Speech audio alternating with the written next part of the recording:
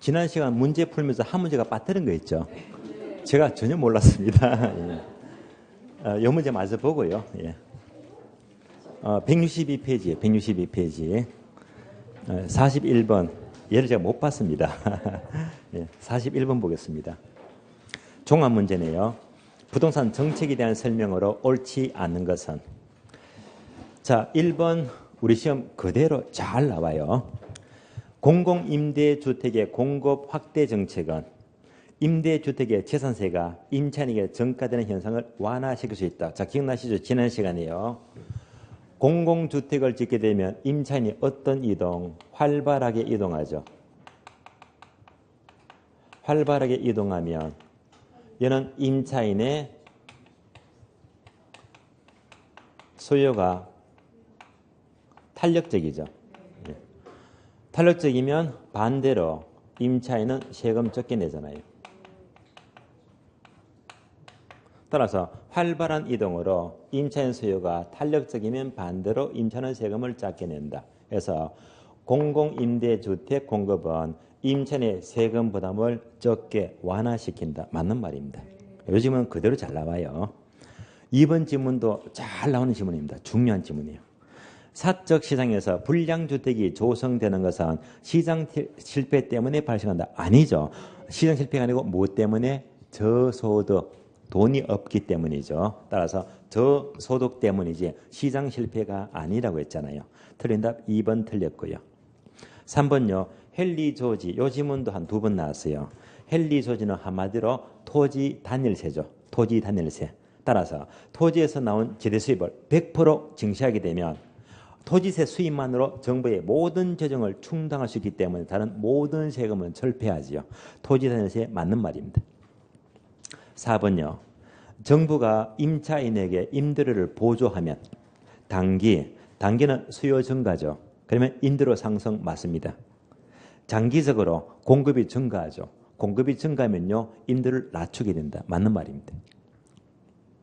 5번요. 저소득층 주거지역에서 주택 보수를 통한 가치 상승분이 크다면 재개발된다고 했죠. 그러면 상향여과 맞잖아요. 틀린 답은 2번이 틀렸습니다. 자, 41번 해결했고요. 그러면 이제 실전 종합 문제. 1번 문제는 앞에서 풀었잖아요. 풀었으니까 문제 2번부터 볼게요. 2번부터요. 자, 2번. 토지 이용에 관한 설명으로 가장 옳은 것은 1번부터 봅니다. 조방 한계는 투입 또는 밑줄 아세요. 한계 비용과 한계 수입이 일치 밑줄. 한계 비용 이꼴 한계 수입이 일치가 되면요. 얘는 한마디로 이윤 극대점이에요. 이윤 극대. 그럼 이윤 극대가 되면요. 조방 한계가 틀렸고요. 집약 한계가 돼요.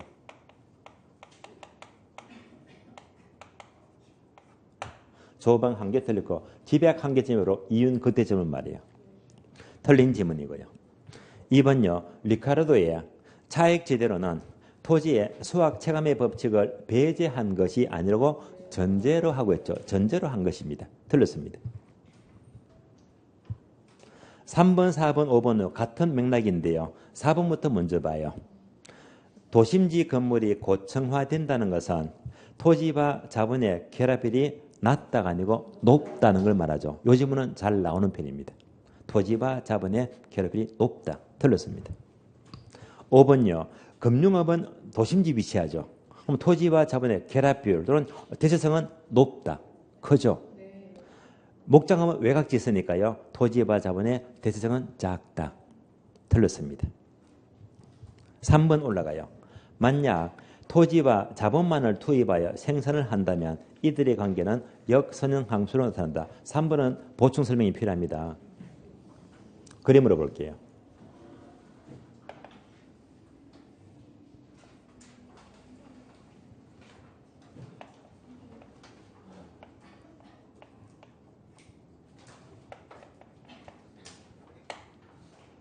자, 쉬운 그림이에요. 중심지가 지대가 비싸고 거리가 멀수록 지대가 점점 낮아진다.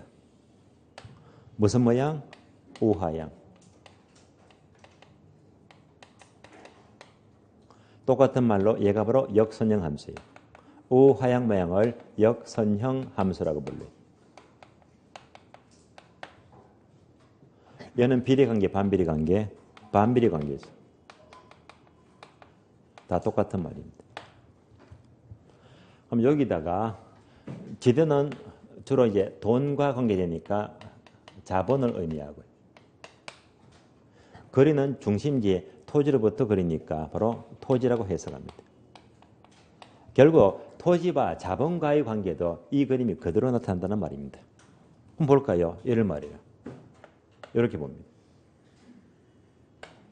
도심지는 땅값이 비싸니까 자본을 많이 투입하죠. 땅은 적게 사용하잖아요.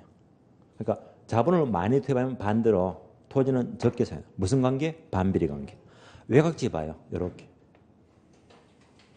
외곽지는요. 땅값이 싸죠. 자본을 적게 투입해요. 대신에 토지는 많이 사용할 수 있잖아요. 어느 한쪽을 많이 쓰면 다른 쪽은 작아진다. 이걸 전부 다 이으니까 우하향 반비례 관계. 무슨 함수? 역선형 함수. 맞는 말입니다. 정답 3번입니다.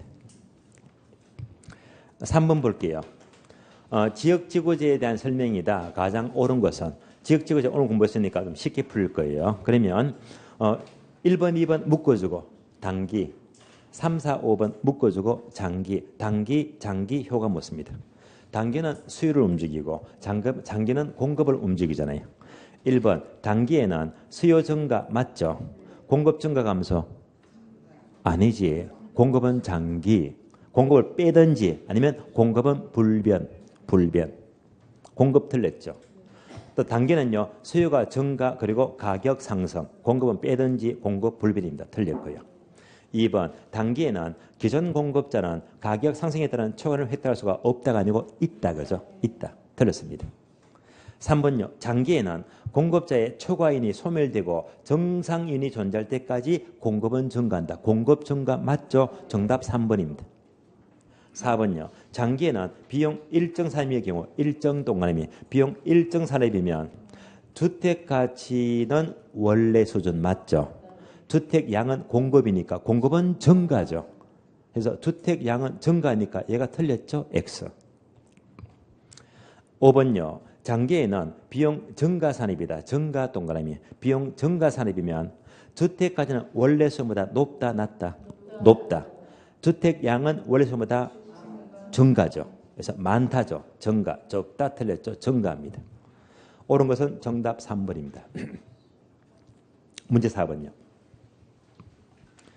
다음은 현재 가치와 미래 가치에 대한 설명을 나열하였다. 옳은 것은 모두 몇 개인가? 옳은 것. 화폐의 시간적 가치를 묻습니다. 기억번 볼게요. 미래가치 계산 공식은 일시불의 내각에서 연금의 내각에서 저당 상수가 있다. O입니까? X입니까? X면 뭐가 틀렸죠? 저당 상수가 아니고 감채 기금계수. 감채 기금계수가 들어가죠. X. 니은번 빈출 지문입니다. 자주 나와요. 감채 기금계수의 역수는 연금의 내각계수이고 저당 상수의 역수는 연금의 현가계수이다. OX. 맞죠? O입니다. 굉장히 자주 나옵니다. O가 되고요. 디귿번요. 일시불의 내각계수는 할인율이 R%일 때 N년 후에 이런 밑줄. 현재 얼마, 현재 밑줄. 현재 얼마 가치가 있는가를 나타낸다. 자, 금액 일어나고 현재 모르면요. 일시불의 내각계수가 아니고 일시불의 현가계수. 일시불의 현가계수죠. 틀렸습니다. 리얼분은 계산해야 되겠네. 그죠? 3년 후에 2천만 원이었어요. 할인율이 10%일 때 현재 가치를 계산하면 이런 부분은 그림으로 봅니다. 3년 후가 했어요. 자, 3년 후에 얼마죠? 2천만 원입니다. 이것이 현재 가치가 모두가 얼마가 되고 이건 묻잖아요. 그럼 어떤 공식? 일시불의 현재 가치 계수죠. 얘만 대입하면 돼요. 기간 몇 년? 3년. 할인율 몇 프로? 10%요? 0.1이네요. 요거 계산하니까 15026 296 나올 거예요. 그래서 앞에 가만 틀렸죠. 1, 4가 아니고 1, 5가 돼요. 따라서 1, 4가 아니고요. 1, 5로만 고치면 돼요. 자, 1500부터 출발합니다. 틀렸고요. 자, 미연번. 1년 후에 N년 후에 1을 만들기 위해 밑줄. 매년 불입한다. 불입 밑줄. 만들기 위해서 불입하면 뭐? 감체 기근계수. 따라서 저당 상수 틀렸고 감체 기근계수가 돼요. X. B번요. 연금의 내과계수는 매년 이런 식 밑줄. 매년 이런 식. N년 동안 받게 될 연금을 윗줄입니다. 일시불로 환원 밑줄. 매년 얼마씩 일시불로 환원하기면요. 연금의 현가계수죠. 연금의 내과 틀렸고 연금의 현가계수를 말합니다. X. 자, 옳은 것은 니은번 한 개만 맞죠? 정답 1번입니다. 한 개만 맞아요. 자, 5번 계산 문제예요. 물음표 맨 끝에 보니까 뭘 묻죠? 지분 배당률입니다. 공식도 올리죠. 지분 배당률입니다. 자, 공식은 분모가 지분 투자액이죠.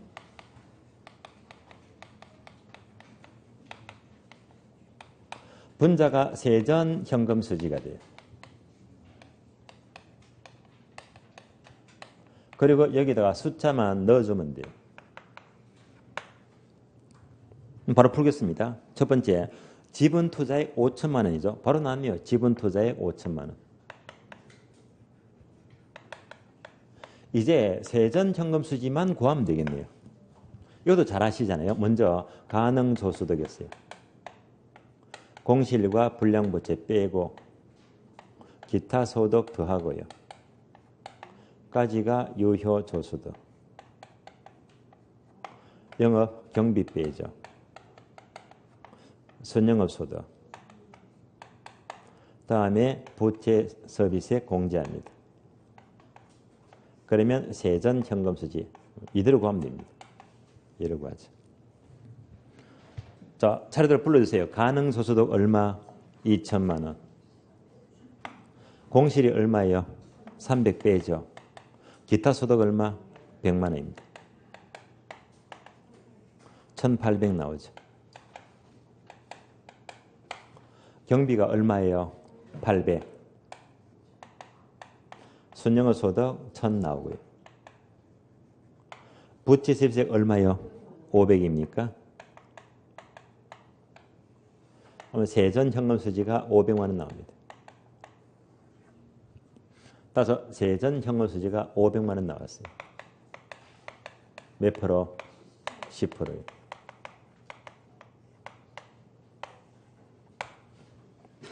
자, 정답 10%. 정답 3번입니까? 10%. 6번요. 부동산 가격 재원칙에 대한 설명이다. 옳은 것은 모두 몇 개인가? 6번 문제는요. 무진장 중요합니다. 그래서 예배가 되면 무조건 출제가 돼야 됩니다.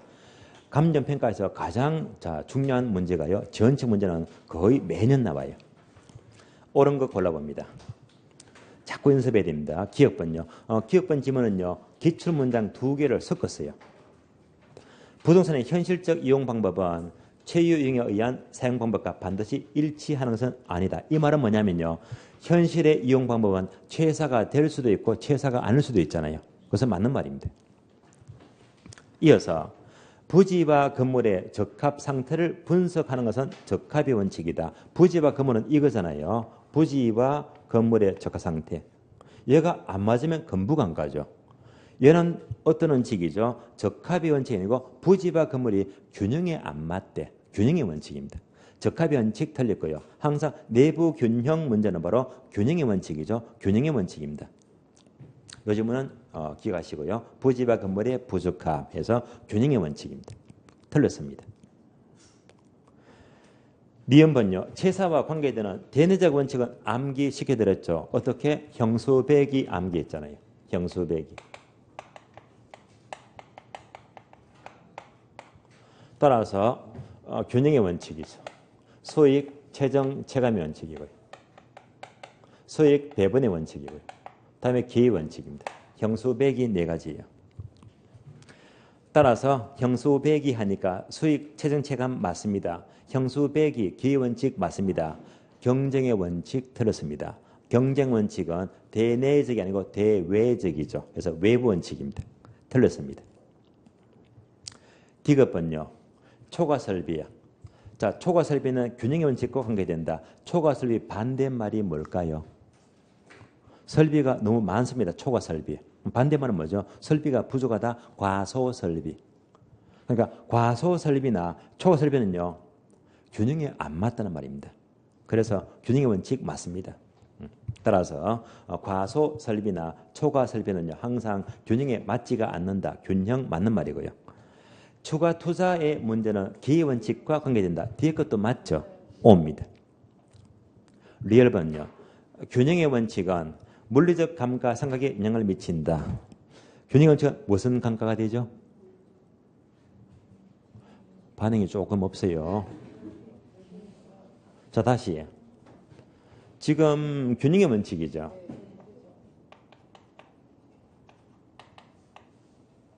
균형의 원칙에 어긋나게 되면 바로 기능적 감가예요.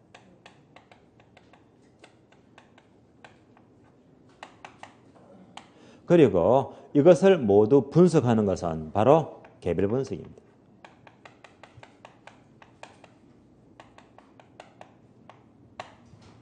다음에 비교합니다.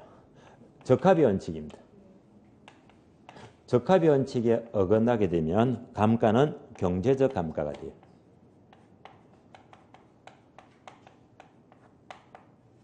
이것을 분석하는 것은 바로 지역 분석입니다. 이게 중요한 정도가 아니에요. 철제가 엄청 되고 있습니다. 갖고 놀아야 됩니다. 그래서 제가 분명히 6월달에 암기시켜드렸어요. 균형의 원칙, 기능적 감가, 개별 분석에서 기억, 기 분명히 암기시켜드렸고요. 다음에 적합의 원칙에 어긋나면 경제적 감가, 무슨 분석, 지역 분석이다. 또 GGG 나오지. 그래서 GGG 정말 중요해요. 그래서 암기는 이제 계속 GGG 해놓고 이게 지문이요. 이거 막 섞어서 막 수시로 내고 수시로요. 엄청 나옵니다. 근데 딱 나오니까 지금 반응이 없잖아요. 곤란합니다. 암기는 기똥차게 잘 해놓고 지지 해놓고 활용 못하면 헛방이 아시겠어요? 활용을 해야 됩니다.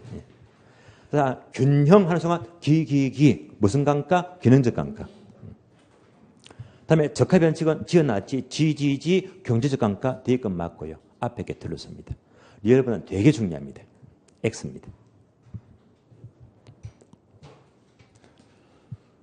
다음에 미연번요. 최사 원칙과 소익 최정체감 원칙을 한데 묶게 되면 토지 공간의 입체 이용률 개념이 성립한다. 이 말은 뭐냐면요. 보충 설명이 필요한데요. 자, 나지가 있어요. 토지. 자, 토지 나지 하면요. 특성이 뭡니까? 용도가 다양하잖아요. 토지는 바로 용도의 다양성입니다. 그래서 뭐가 강조가 되지? 최사. 용도가 다양하니까 바로 최사. 나지 상태의 토지는요. 최사 상태, 최사 원칙을 말해요. 여기다가 건물 지어요. 모텔 건물 지어야지. 자, 모텔 짓자. 1층 짓고요. 2층 짓고 자꾸 짓습니다. 이렇게 자꾸 지어 올리니까 수익은 계속 증가하죠. 수익은 체증합니다. 그러나 더 이상 짓게 되면 손님이 안 들어와요. 빈 방이 생기잖아요. 얘가 뭡니까? 수익은 체감합니다. 따라서 수익 체정 체감 원칙입니다. 따라서 최사 원칙과 자 건물 짓죠. 수익 체정 체감 원칙을 합치게 되면요. 어떤 이용? 입체적 이용. 입체 이용률입니다. 따라서 맞는 말입니다.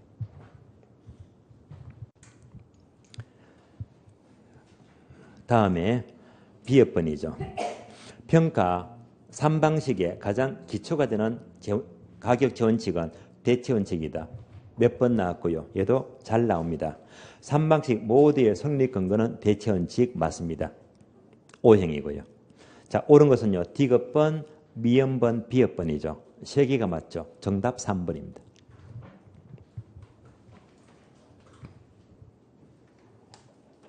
다음에 7번 볼게요.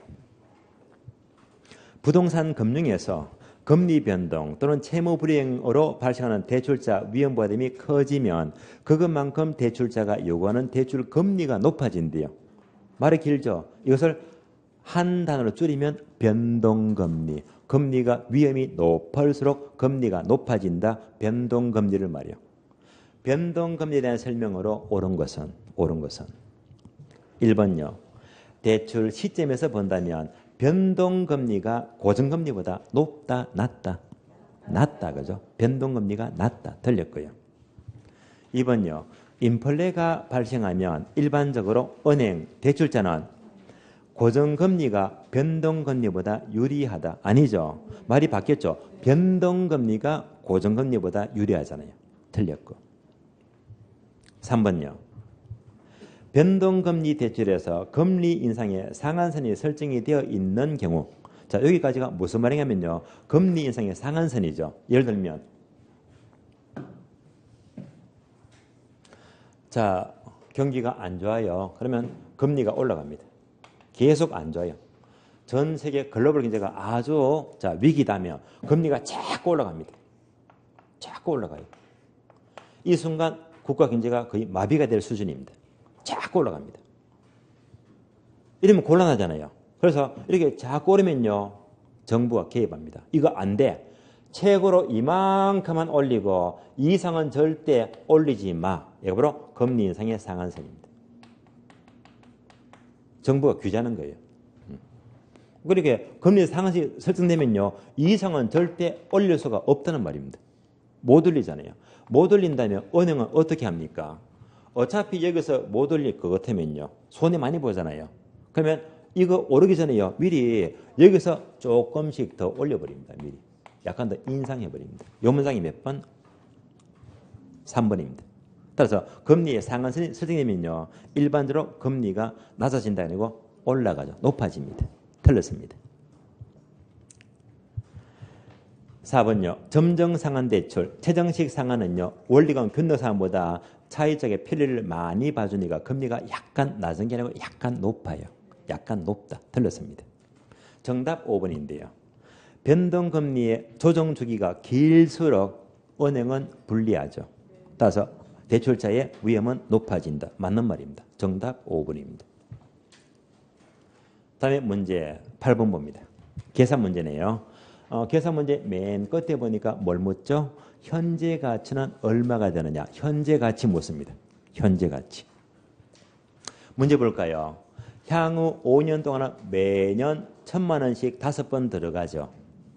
그 후에 2년 동안은 매년 1억 원씩 현금 유입이 예상되는 분산이 있습니다. 이것의 모든 현재 가치가 얼마가 되느냐? 박스 봅니다. 투자자 요구 수익률은 10%이고 현금 수지는 매 기간 말 발생하는 것으로 본다. 개수가 3개 나와요. 연금의 현가계수 5년짜리가 3.8, 연금의 현가계수 2년짜리가 1.5, 일시불 현가계수 5년짜리가 0.6, 개수가 3개 나와요. 8번 문제는요. 다들 안 푸셨네요. 네. 아니, 고민을 안 하셨네요, 그냥. 네.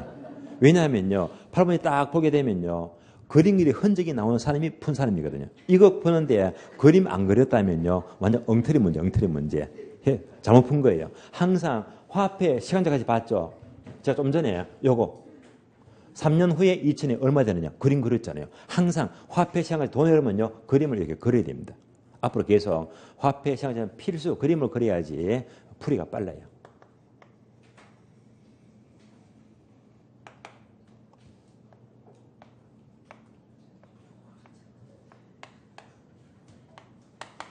자, 5년 동안 1,000, 5번 들어오는데.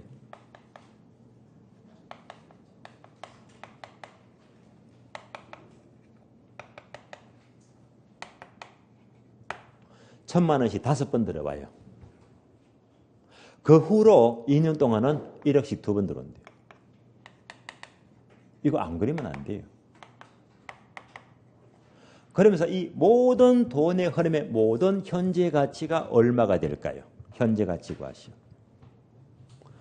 돈 흐름이 두 개죠. 첫 번째하고 두 번째 흐름이 두 개잖아요.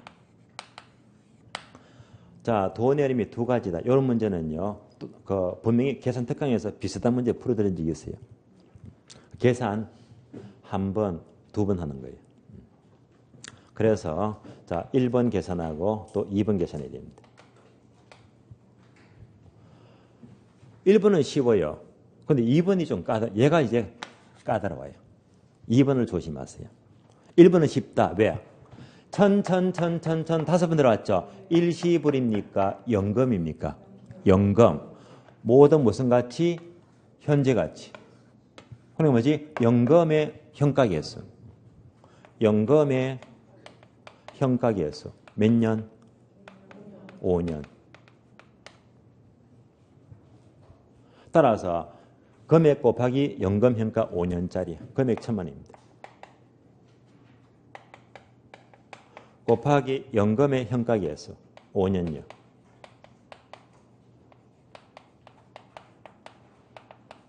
박스 보니까 개수가 얼마 나와 있죠?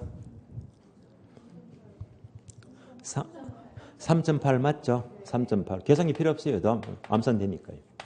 얼마가 돼? 3,800만입니다.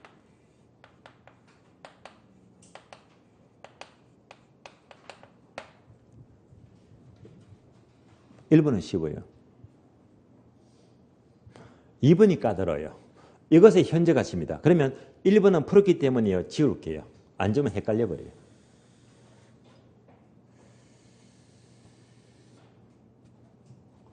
이것의 현재 가치입니다. 그러면 총 7년 중에서 1억이 두 번 들어왔잖아요. 두 번요. 두 번.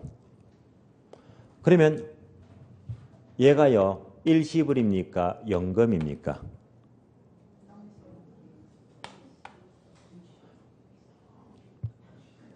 (1억) 두 번은 연금이지. 연금. 연금. 똑같은 금액이잖아요. 매년 1억씩 두 번이잖아요. 뭐? 연금. 몇 년? 2년.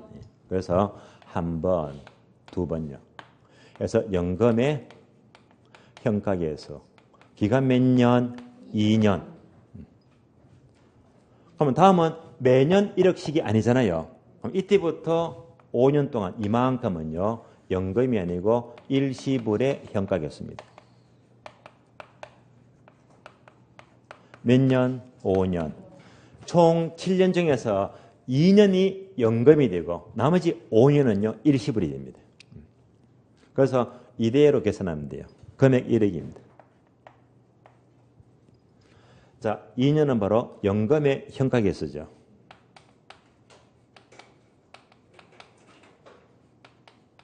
몇 년? 2년. 다음에 이때부터 5년 동안은 바로 연금이 아니고 일시불의 현가계수입니다.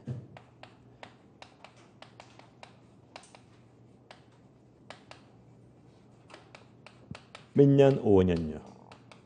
다 풀었습니다. 그러면 박스 보고 찾습니다. 연금 현가 2년짜리가 얼마 나와 있다? 1.5. 일시불 현가 5년짜리가 얼마요? 0.6이죠. 따라서 1억 곱하기 0.6 곱하기 1.5까지 계산하면 돼요. 여기까지 계산하면 9천만 원 나와요.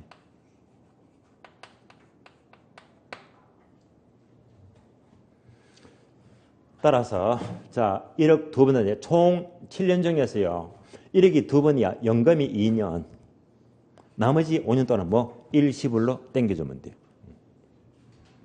모든 현재 가치가 더하니까 얼마 나와요? 1억 2,800이죠.